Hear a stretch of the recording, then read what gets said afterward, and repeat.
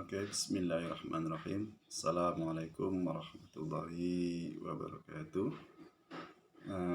Kita bahas sesuai dengan materi yang ditugaskan, yaitu tentang fikih sholat. Saya sendiri itu pada mata kuliah Al-Islam 2.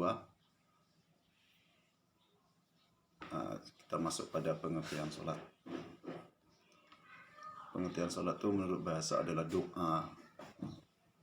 Ya, doa yang paling bagus itu dengan sholat. Sedangkan menurut istilah, sholat adalah suatu perbuatan dan perkataan yang dimulai dengan takbiratul ihram dan diakhiri dengan salam sesuai dengan syarat-syarat tertentu. Hukum dan keutamaan sholat. Hukum sholat itu wajib. Dalam surat At-Taubah, sesungguhnya sholat itu mencegah dari perbuatan keji dan mungkar. Hai orang-orang yang beriman, rukuklah kamu, sujudlah kamu, sembahlah Tuhanmu, dan berbuat kebajikan supaya kamu mendapat kemenangan. Yaitu surat Quran Al-Hajj. Keutamaan sholat itu, barang siapa yang menjaga sholat, maka baginya cahaya, petunjuk, dan keselamatan pada hari kiamat. Dan barang siapa yang tidak menjaga sholat tersebut, maka dia tidak akan mendapatkan cahaya, petunjuk, keselamatan, dan nanti di akhirat atau di hari kiamat akan dikumpulkan bersama Qarun, Fir'aun, Haman, dan Ubay ibn Qaif.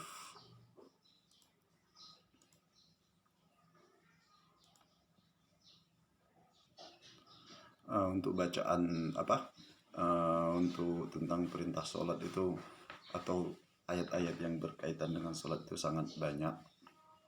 Ada dalam surah Al-Qur'an 153, ya ayyuhallazina amanu ista'inu bis-sabri was-shalah innallaha ma'as-sabirin. Salat itu untuk orang-orang yang sholat itu orang yang beriman, dan jadikanlah sabar dan salat sebagai penolongmu. Sesungguhnya Allah beserta orang-orang yang sabar.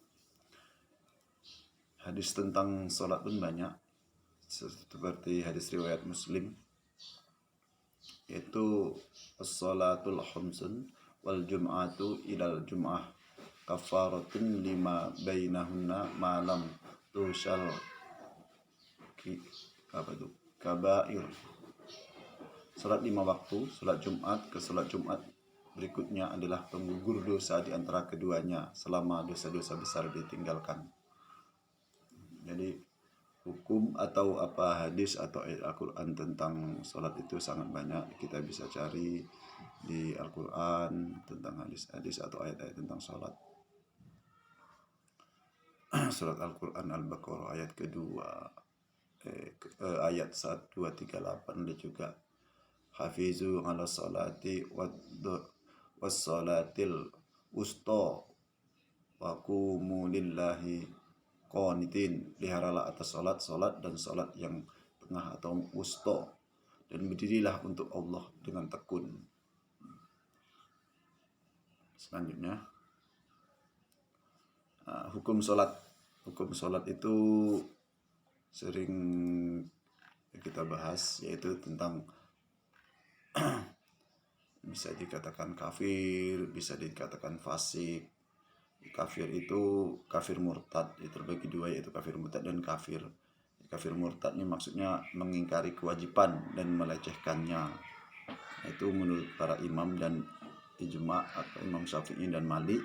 Sedangkan kafir itu meninggalkan dengan sengaja namun tidak mengingkari kewajibannya. Itu menurut bin Khattab, Abdullah ibnu Mas'ud, dan Abdullah. Selanjutnya fasik yang dimaksud di sini itu fasik yang disuruh bertaubat. Jika tidak mau bertaubat dihukum mati. Itu menurut jumhur ulama. Itu hukum meninggalkan salat ada dua, yaitu kafir, yang kedua fasik.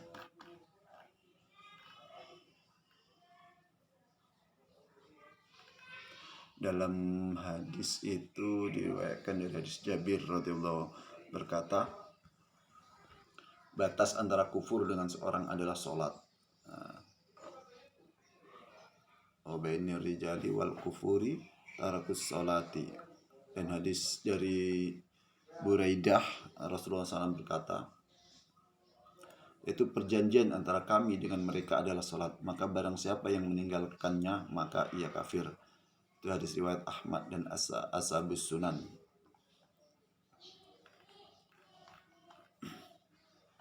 Selanjutnya yaitu tentang waktu salat subuh, salat zuhur, asar, maghrib, isya.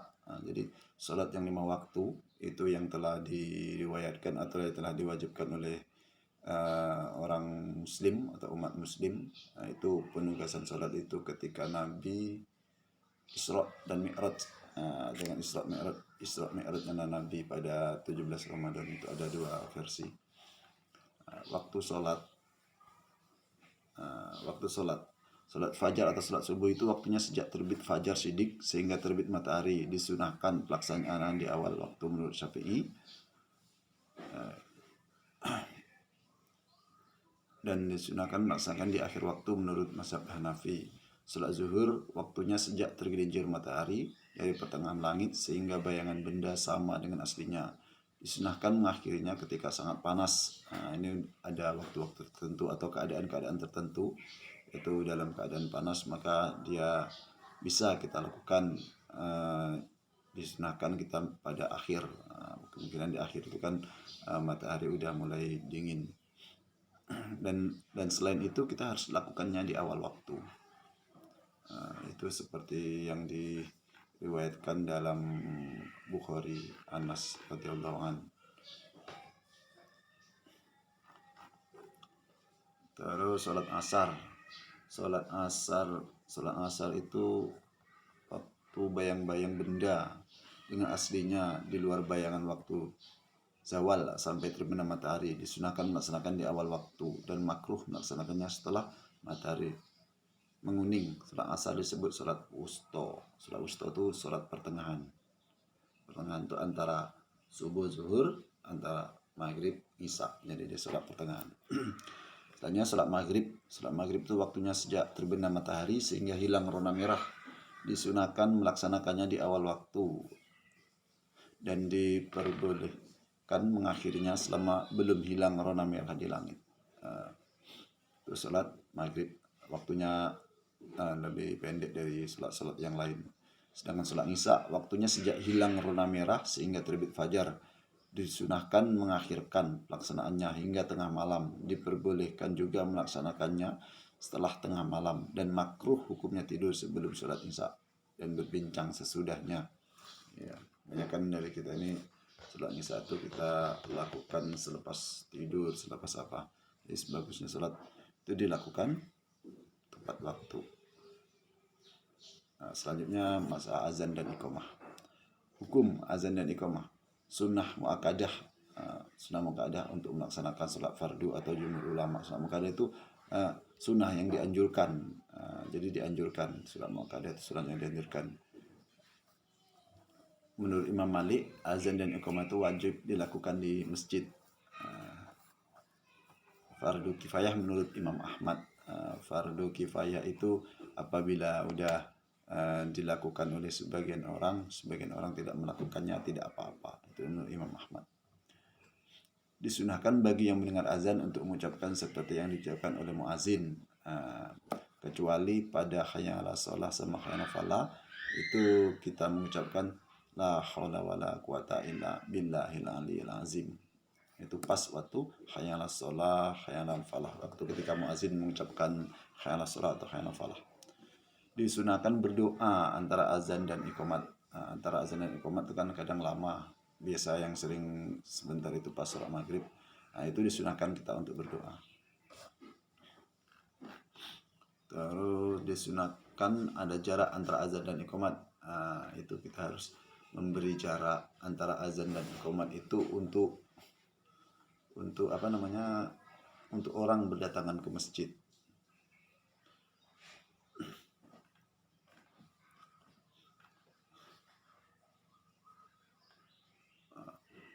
Terus dianjurkan bagi orang yang mengkodok sholat atau yang terlewat untuk azan dan iqamat.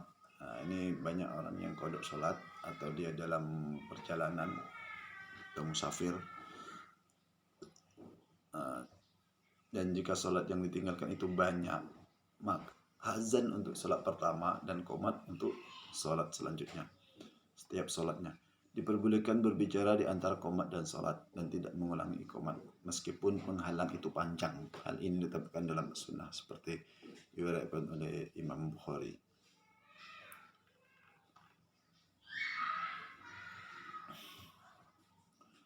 Terus diperbolehkan berbicara.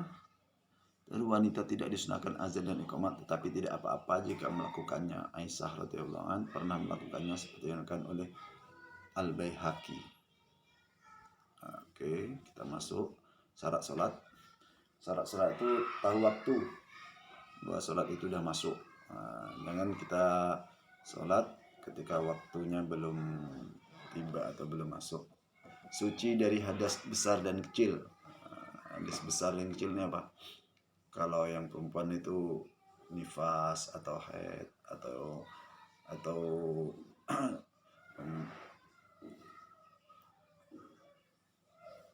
yang dari hadas kecil itu dari kotoran atau dari kencing, dari apa, suci dari najis, badan, pakaian dan tempat.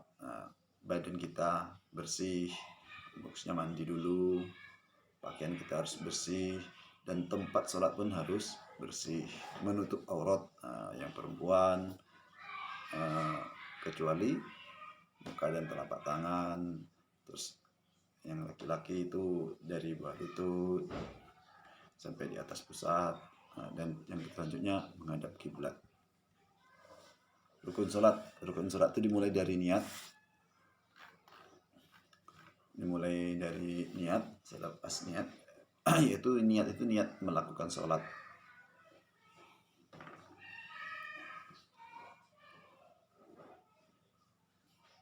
Terus takbiratul ihram. Itu mengangkat tangan seperti yang dikatakan Rasulullah. Kunci pembuka sholat adalah bersuci, mulailah ada takbir dan selesainya dengan bersalam. Yang selanjutnya berdiri bagi yang mampu, cuman bagi yang tidak mampu, yang lagi sakit boleh duduk, yang lagi sakit lagi mungkin tidak bisa duduk, bisa baring. Yang baring, bisa baringnya itu bisa dengan isyarat. Jadi tidak ada orang yang syaratnya itu cukup, dan itu kan syaratnya itu cukup balik apa dia tidak sholat, tidak ada, kecuali orang gila. Membaca surat Al-Fatihah, ruku itu bertumak ninah, i'tidal beserta tumak ninahnya, sujud 2 kali beserta tumak ninahnya, duduk tahiyat atau tasyahud akhir beserta bacaannya, baca salam dan tertib. Jadi dilakukan dengan tertib. Jangan dari ruku tanpa i'tidal langsung sujud, atau dari sujud tanpa duduk dulu selepas rakaat pertama itu duduk langsung berdiri lagi. Jadi dia harus tertib. Selanjutnya sunnah sholat, mengangkat tangan ketika takbiratul ihram, meletakkan tangan kanan di atas tangan kiri. Tangan kanan diletakkan di atas tangan kiri, itu di atas tangan kiri di dada berarti sini, atau di bawah pusar. Itu ada hadisnya sendiri menurut imam, meletakkan tangan di atas atau di bawah dada. Terus selanjutnya membaca salat setelah takbiratul ihram itu baca doa iftitah. Doa iftitah itu sesuai dengan anjuran Nabi. Doa iftitah itu pula baca doa iftitah, kemudian membaca isti'azah, membaca amin setelah membaca Al-Fatihah, membaca Al-Quran setelah surat Al-Fatihah. Yaitu selepas baca surat Al-Fatihah kita membaca surat yang ada di Al-Quran. Di sunnah itu baca surat Al-Quran itu, terus membaca takbir setiap turun naik, berdiri dan duduk, kecuali selepas habis ruku kita membaca Sami Allahu liman hamidah. Dan baca surat Al-Quran tadi itu selepas Al-Fatihah itu harus berurutan dibaguskannya. Disunahkan dia berurutan. Pokoknya kita baca dalam mushaf Al-Quran tuh Al-Baqarah dulu, baru An-Nisa, gitu kan. Atau surat panjang-panjang dulu, baru surat pendek. Surat pendeknya nanti Al-Kahf atau apa? Al-Falaq dulu baru An-Nas, gitu. Jangan An-Nas dulu baru Al-Falaq. Jadi dia berurutan. Terus mendahulukan lutut sebelum tangan ketika hendak bersujud, menempelkan hidung, dahi dan kedua telapak tangan ke tanah. Duduk di antara dua sujud dengan duduk intirasi, duduk di atas kaki kiri. Terus tasyahud awal wajib menurut mazhab Hanafi.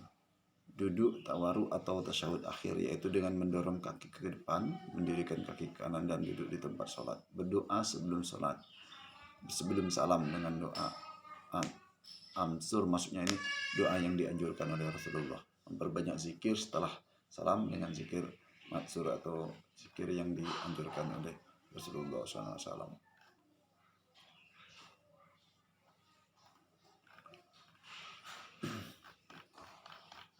Selanjutnya, hal-hal yang makruh dalam sholat yaitu meninggalkan salah satu sunnah yang tersebut di atas. Menggaruk-garuk baju atau anggota badan tanpa uzur, maksudnya menggaruk-garuk itu tanpa sebab. Nah, itu jadi kebiasaan yang jelek biasanya dalam sholat. Melihat ke atas seperti yang diriwayatkan Imam Al-Bukhari, memakai atau menghadap sesuatu yang mengganggu konsentrasi sholat seperti yang diriwayatkan oleh Imam Al-Bukhari. Sholat di tempat sampah, ini tempat yang kurang baik, di atas kuburan atau di jalanan atau kamar mandi, beristirahat unta atau di atas Ka'bah. Itu ada hadisnya, hadis riwayat Muslim.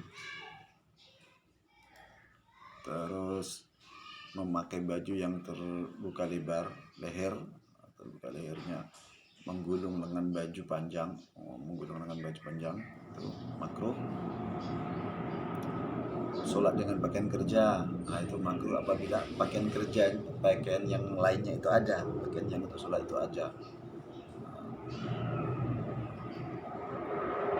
Tahasur atau meletakkan tangan di pinggang, para ulama memakruhnya kecuali Imam Ibnu Majah. Menggunakan lengan tangan untuk tumpuan ketika sujud, makruh untuk jamaah. Cuma ulama atau syarat berdiri dengan merapatkan kedua kaki, asyak atau berdiri dengan satu kaki.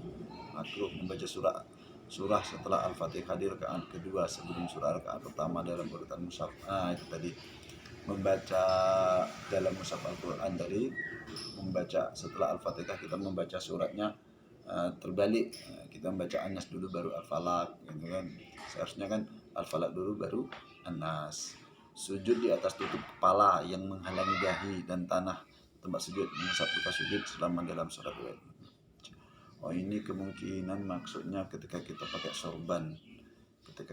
sorban. Jadi sorbannya itu nutupin jidat kita, itu makruh. Kecuali sorban yang kita taruhkan di tanah, itu beda lagi. Miring ketika sholat karena menyerupai Yahudi, itu riwayat Al-Bukhari. Menguap ketika sholat disunahkan menutup mulut. Sholat dengan menahan hadas, menahan kentut atau menahan pipis, sholat itu makruh. Atau berhadapan dengan makanan, itu makruh juga, itu riwayat Imam Muslim dan Abu Daud. Dan atau ketika sangat mengantuk, itu riwayat Al-Jamaah. Memanjangkan kain sampai ke tanah menutup mulut, itu riwayat Imam dan Al-Hakim. Selanjutnya, hal yang mubah atau diperbolehkan dalam sholat itu menangis, merintih, itu boleh. Lagi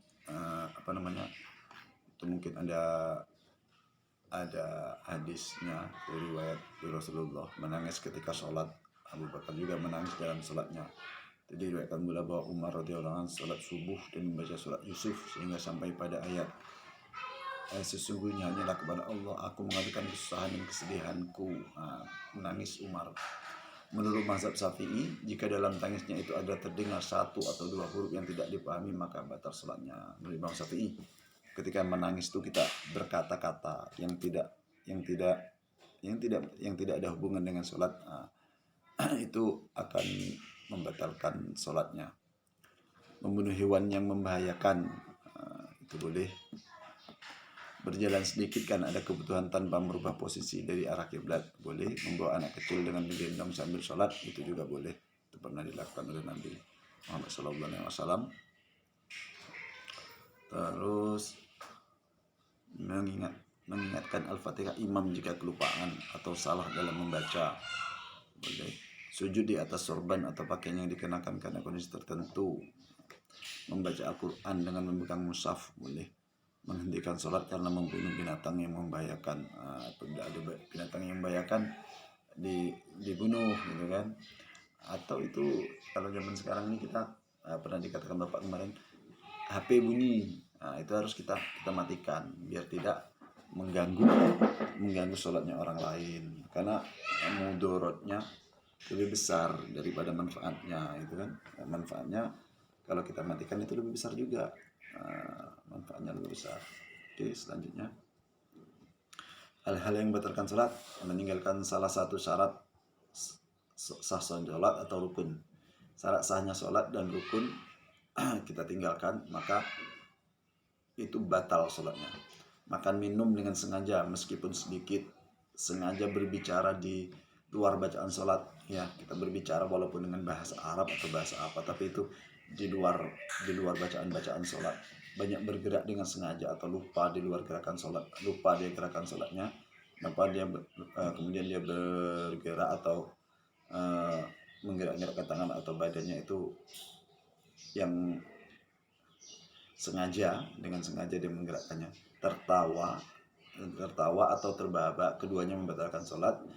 Salah baca yang merubah makna dengan perubahan yang keji atau kalimat kufur, itu yang udah mungkin kalimatnya yang udah terlalu. Tapi kalau dia bacaan Qurannya itu agak salah dan dia pun tidak merasa, kemungkinan itu masih diampuni. Makmum yang ketinggalan dua rukun fi'liyah dengan sengaja tanpa sebab atau mendahulunya dengan dua rukun fi'liyah menurut mazhab Syafi'i, meskipun ada sebab, seperti jika imam baca dengan cepat sehingga makmum di belakangnya ketinggalan asal tidak lebih dari 3 rukun yang dimaksud. Terus mengingatkan bacaan yang bukan imamnya, kita sholat sampingnya imam, sholat sampingnya kita mengingatkan, itu tidak boleh, batal sholatnya. Atau imam membetulkan bacaan orang yang tidak ikut sholat bersamanya menurut mazhab Hanafi, juga tidak boleh. Sholat Jumat, hukum sholat Jumat itu hukumnya fardu ain, hukumnya wajib. Fardu ain itu wajib tanpa terkecuali.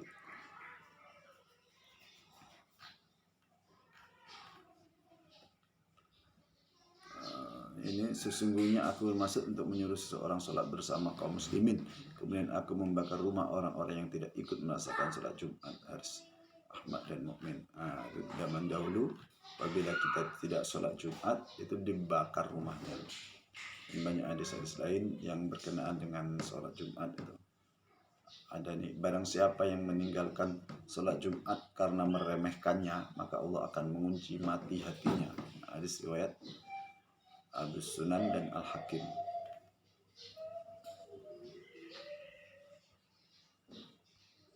Adapun yang wajib untuk melakukan sholat Jumat itu adalah orang yang berakal, sama hukumnya tadi. Orang yang berakal, baligh, mukim atau tidak musafir. Musafir itu tidak wajib dan mampu berjalan. Cuma musafir itu ada ketentuan musafir, nanti kita bahas tentang sholatnya orang musafir.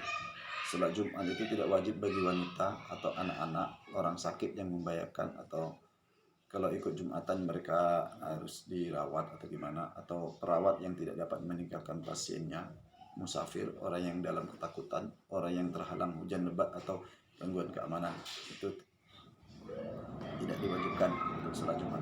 Ketika orang yang tidak berkewajiban Jumat melaksanakannya, maka sah-sah sholatnya. Jadi ibu-ibu atau anak-anak tidak diwajibkan sholat Jumat, tapi dia sholat Jumat, sah-sahnya sholatnya. Jadi kadang banyak ibu juga yang mengikuti sholat Jumat, atau dia lagi dalam keadaan musafir, dia sekalian mengikuti sholat Jumat.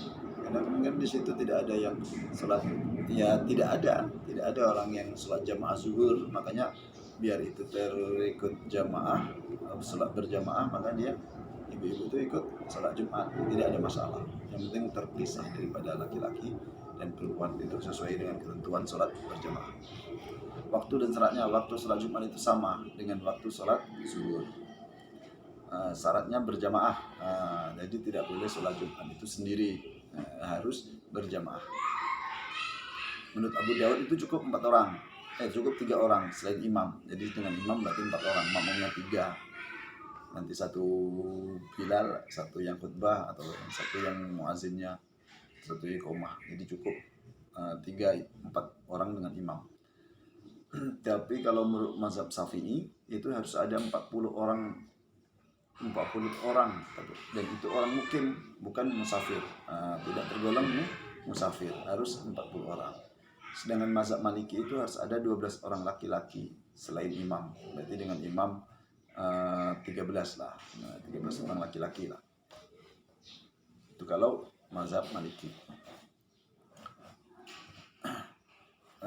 Itu mensyaratkan pelaksanaannya di tempat yang sudah dibangun atau ada bangunan. Itu menurut mazhab Syafi'i.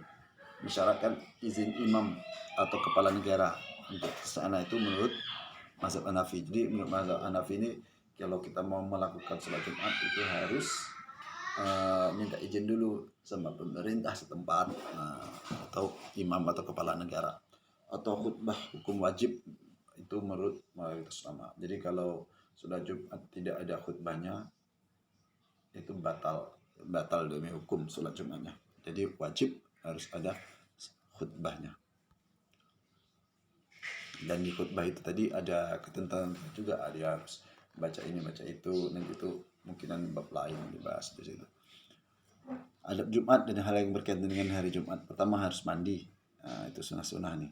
Berpakaian rapi, berbanyak doa, memperbanyak sholawat, membaca surat Al-Kahfi, banyak bersedekah, membaca Al-Quran, dan beramal soleh. Makin pagi berangkat ke masjid, semakin pagi berangkat ke masjid, berjalan dengan tangan khusyuk, tidak melangkahi pundak orang, dan memisahkan antara kedua orang yang duduk. Sering tuh kita lagi duduk rapi dipisahkan sama orang, itu tidak dianjurkan. Tidak berjalan di depan orang yang lagi sholat, itu tidak boleh berjalan orang yang lagi sholat. Berusaha meraih saf pertama, berusaha kita meraih saf pertama, karena tiap saf itu beda pahalanya, beda keutamaannya. Jadi keutamaan yang baik itu berada di saf pertama.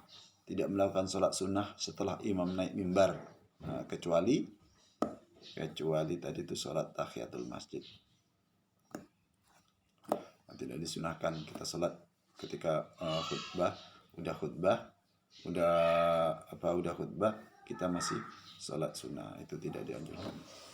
Dan tidak boleh berbicara sedikit pun ketika dalam sholat itu, atau ketika rangkaian sholat itu, karena khutbah juga itu rangkaian sholat. Banyak itu bapak-bapak atau jamaah kita yang tidak tahu tentang itu. Jadi ketika khutbah dia berbicara dengan kawan yang di sampingnya, itu sudah membatalkan sholat Jumatnya. Jadi tidak boleh. Selanjutnya sholat jenazah. Sholat jenazah itu hukumnya fardu kifayah. Maksudnya fardu kifayah itu jika sudah ada orang telah menunaikannya, maka gugur kewajiban atas yang lain. Apabila di komplek kita ada saudara kita yang meninggal, apabila itu udah ada beberapa orang yang menyolatkan dia dan kita tidak menyolatkan, itu hukumnya bagi kita itu udah gugur, udah sama kita udah menyolatkan gitu. Maksudnya fardu kifayah. Jadi jika salah satu di antara umat itu udah melakukan sholat, hukumnya fardunya itu udah gugur. Tapi apabila di dalam lingkungan itu belum ada sholat, itu hukumnya wajib. Jadi fardu kifayah itu harus tetap dilakukan, dan berdosa apabila tidak ada yang melakukannya. Sholat jenazah itu dengan 4 kali takbir, 1 kali berdiri, dia tanpa rukuk, tidak ada rukuk, tidak ada sujud untuk sholat jenazah.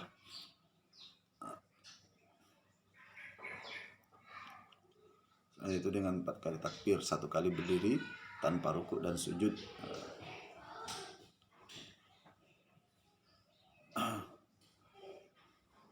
Syaratnya sama dengan syarat-syarat lainnya.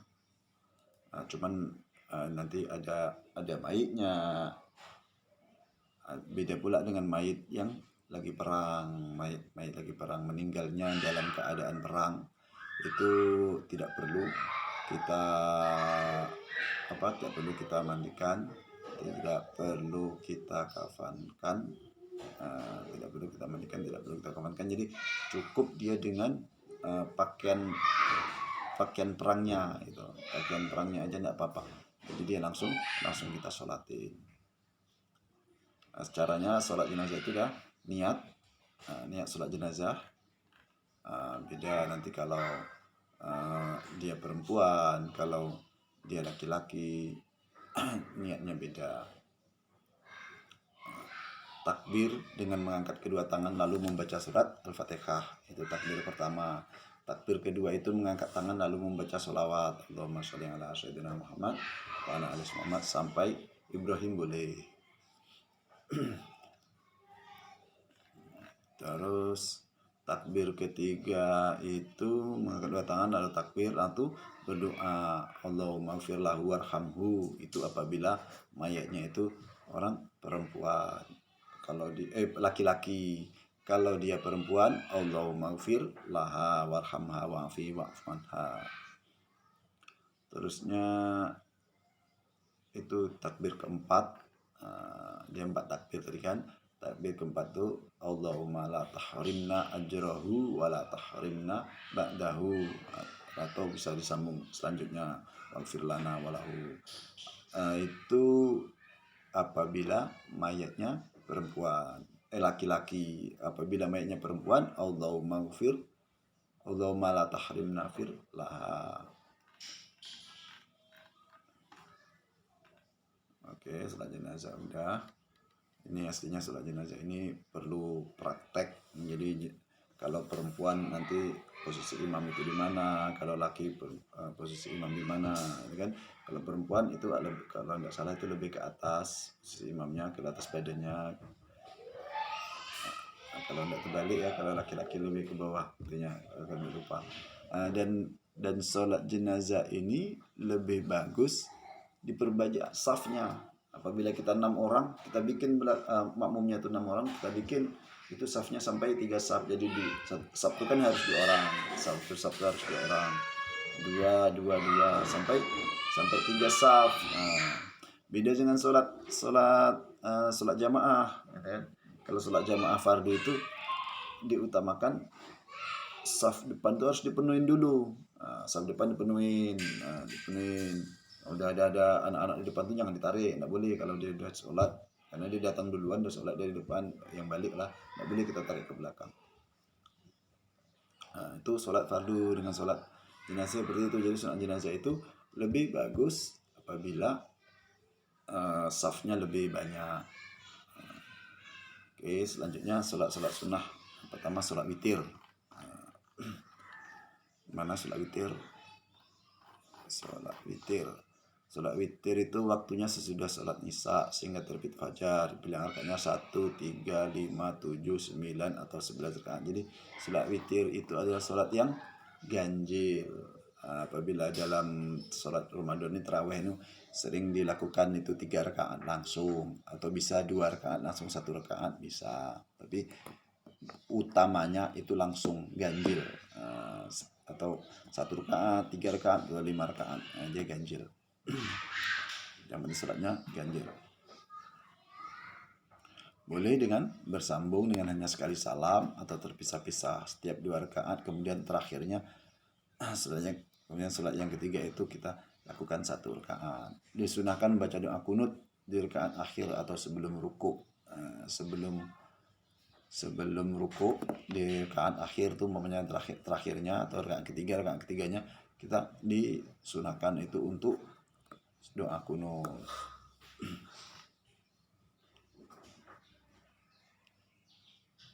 Allahumma hdini fi man hadait. Itu doa kunutnya Allahumma hdini fi man hadait, itu yang di itu menurut Imam mazhab Hanafi sudah rukuk. Menurut Hambali, Syafi'i, menurut mazhab Syafi'i kunut witir hanya ada di separuh kedua bulan Ramadan. Itu menurut Syafi'i. Kalau Ramadan itu separuh sholat tarawih kita itu dianjurkan untuk sholat doa kunut di tiap sholat witirnya. Tapi kalau mazhab yang lain, Hanafi yang lain, tidak apa-apa, dari awal Ramadan pun kita lakukan kunut, tidak ada masalah. Dengan Allahumma hdini fi man hadait wa afini fi man afait wa tawallani fi man tawallait, itu bacaannya. Ya Allah, tunjukilah aku sama orang yang telah Engkau beri petunjuk, dan seterusnya. Terus disunahkan sholat witir dengan berjamaah di bulan Ramadan. Itu seperti yang kita lakukan selepas sholat taraweh. Disunahkan mengkodok witir jika sudah lewat waktunya. Disunahkan bagi orang yang sholat witir untuk mengucapkan sesudah sholat atau Allahumma suci, maha kuasa dan maha suci. Subhanallah malikal kudus, itu 3 kali. Subhanallah malikal kudus, subhanallah malikal kudus. Itu selepas sholat witir.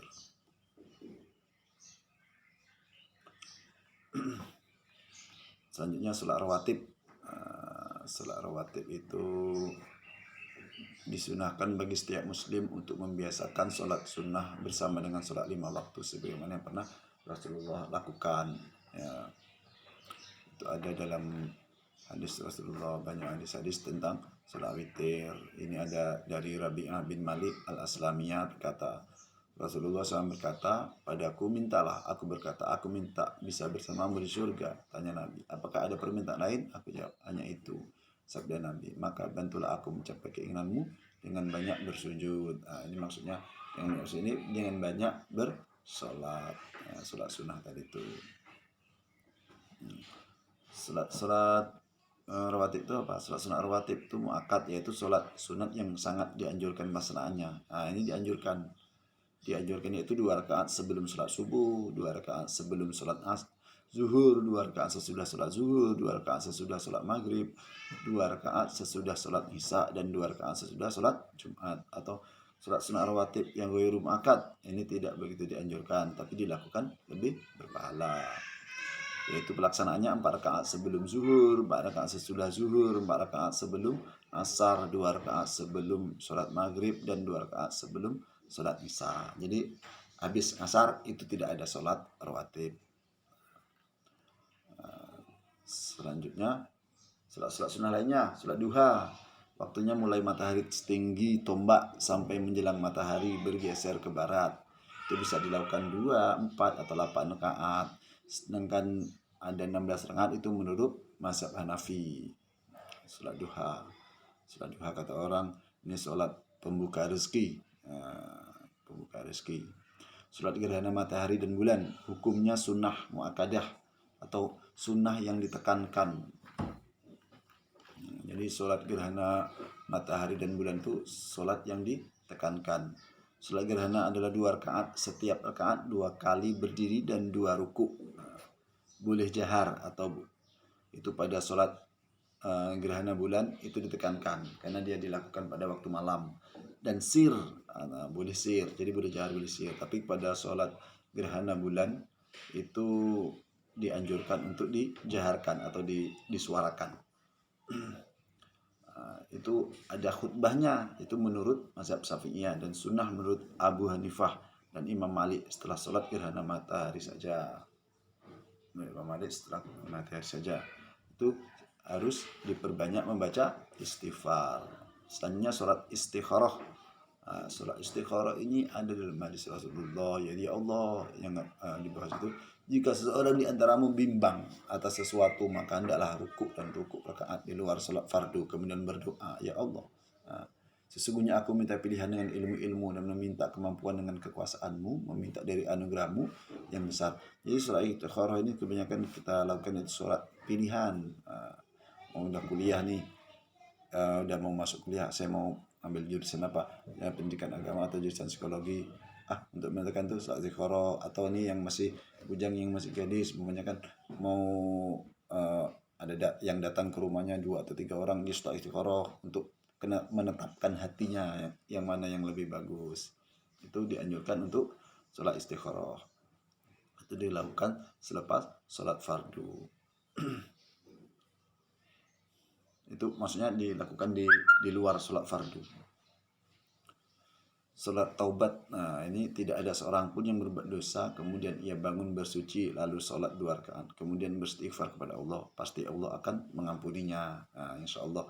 Jadi kita yang lagi berdosa, kita bagusnya melakukan sholat taubat, insya Allah itu diampuninya. Itu ada dalam Quran surah Ali Imran 135 sampai 136, hadis riwayat Daud, Nasai, Ibnu Majah, Al-Baihaqi dan Tirmizi menilai ada hadis tentang sholat taubat itu hadisnya hasan atau hadisnya benar.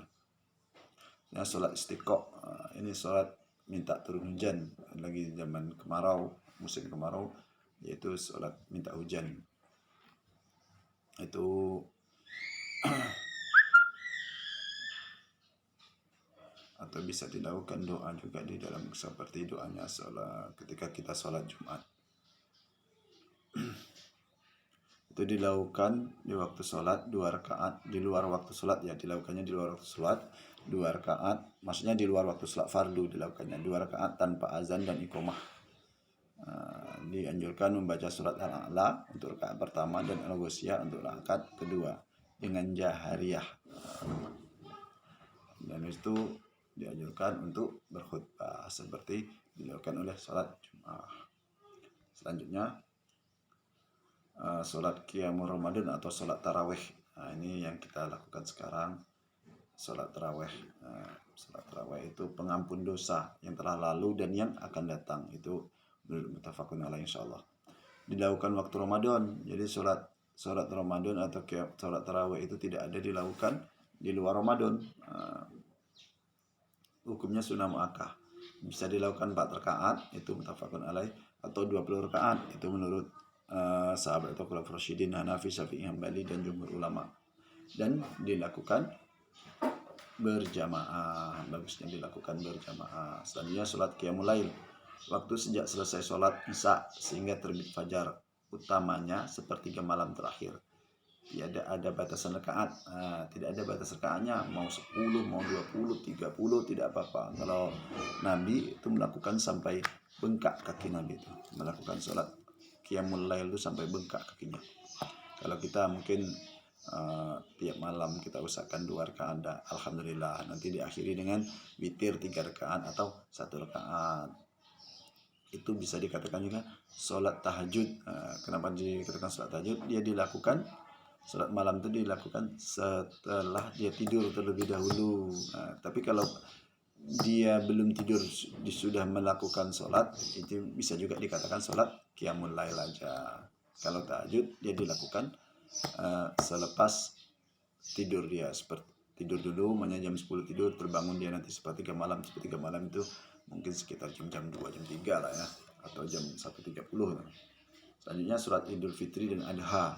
Hukumnya sunnah muakkadah atau ditekankan, dilakukan dengan 2 rakaat berjamaah tanpa azan dan iqamat atau sebelum khutbah.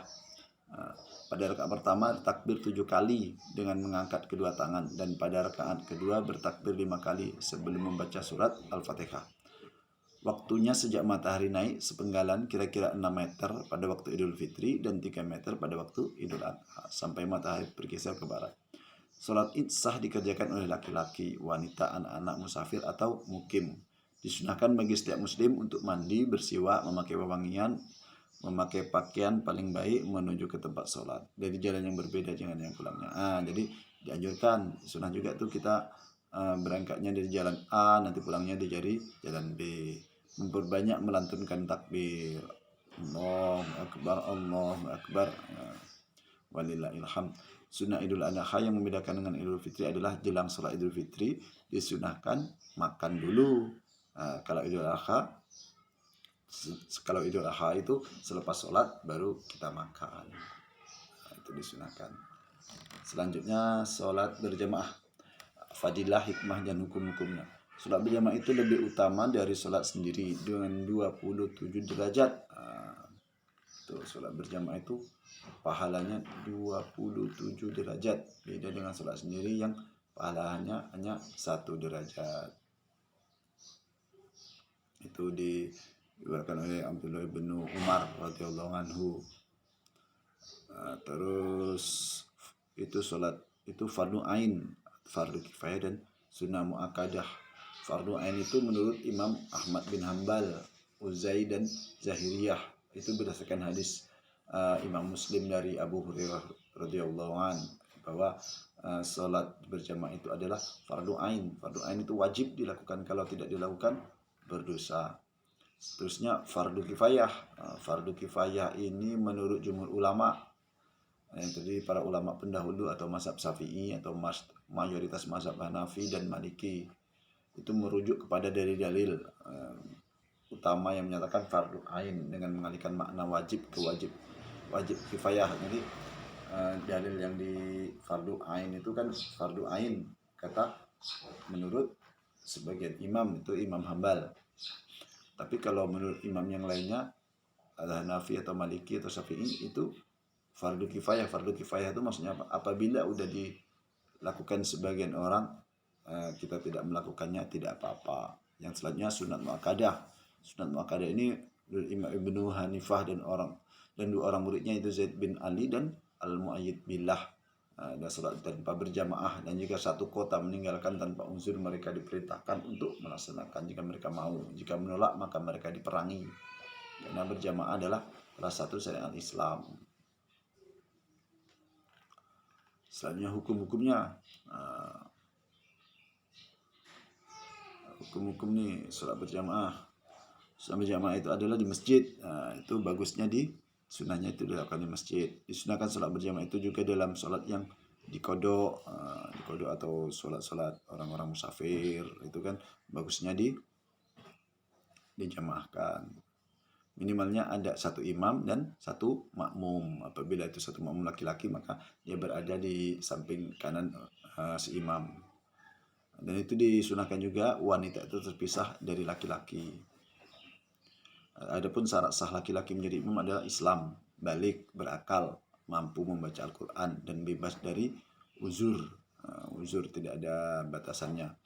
Terus orang yang paling berhak menjadi imam selain tuan rumah atau orang yang bermukim adalah pejabat.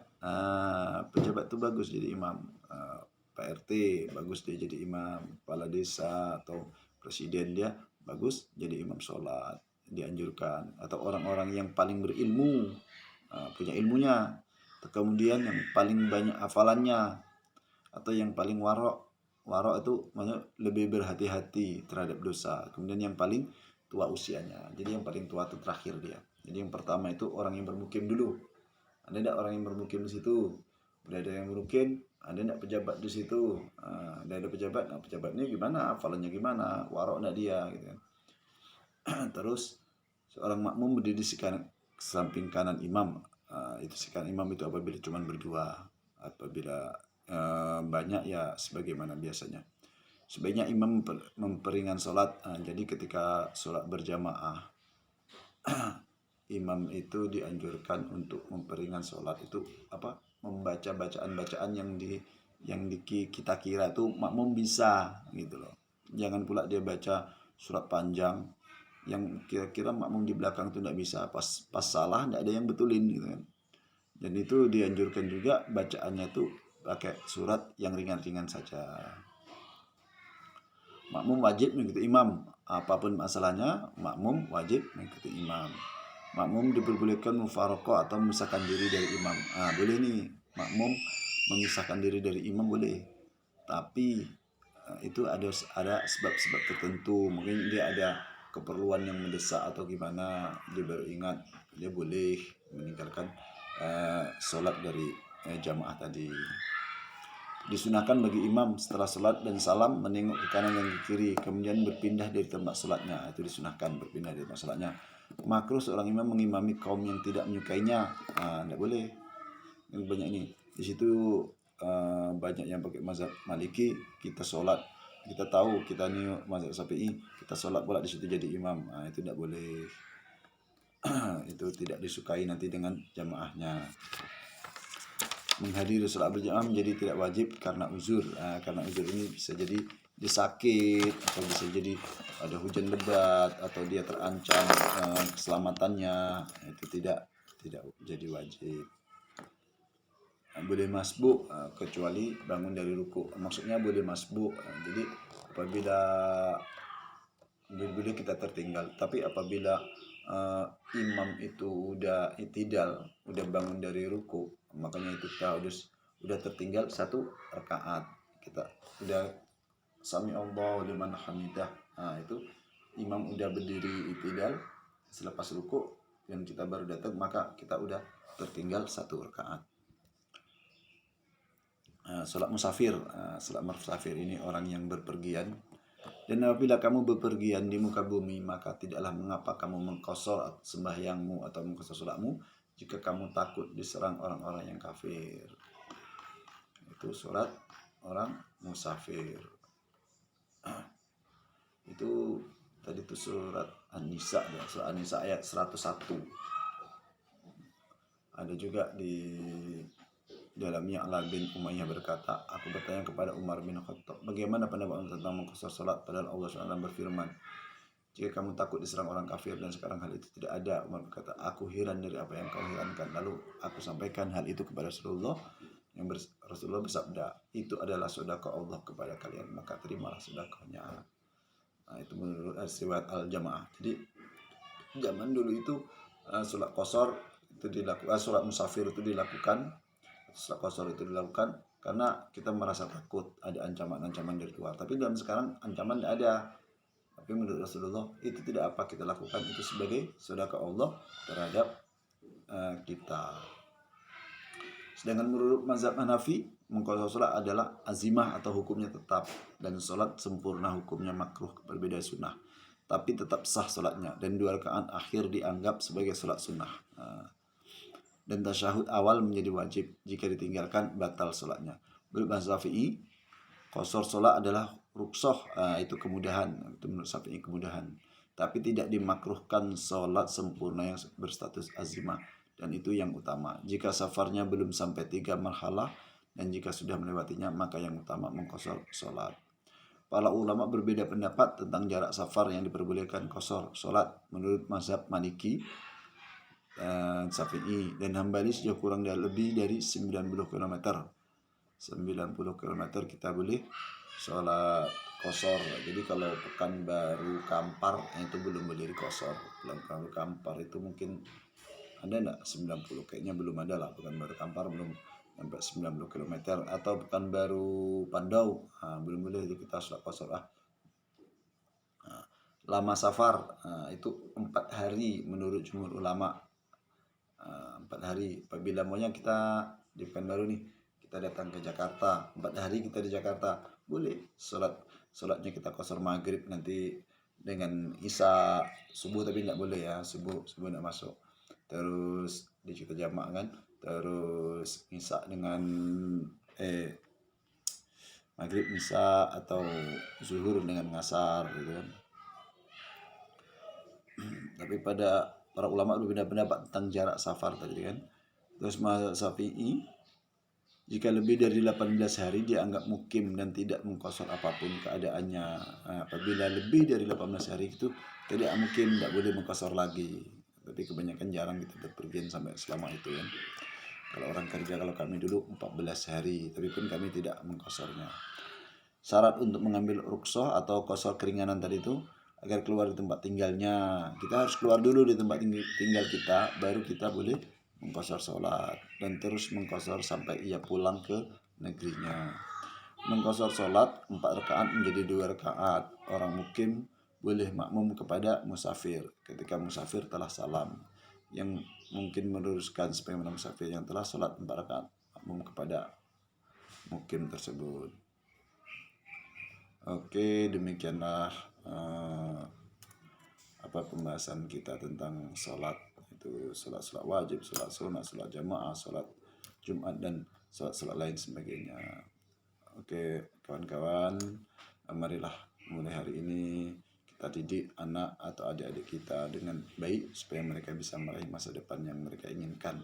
Kita mungkin tidak akan melihat masa depan tersebut, tapi mereka akan melihatnya. Dan tugas kita adalah membantu mereka untuk berbuat sesuatu akan masa depan itu. Jadi untuk membangun masa depan itu, marilah kita mulai bangun masa depannya dengan sholat.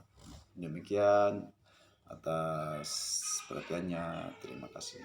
Assalamualaikum warahmatullahi wabarakatuh.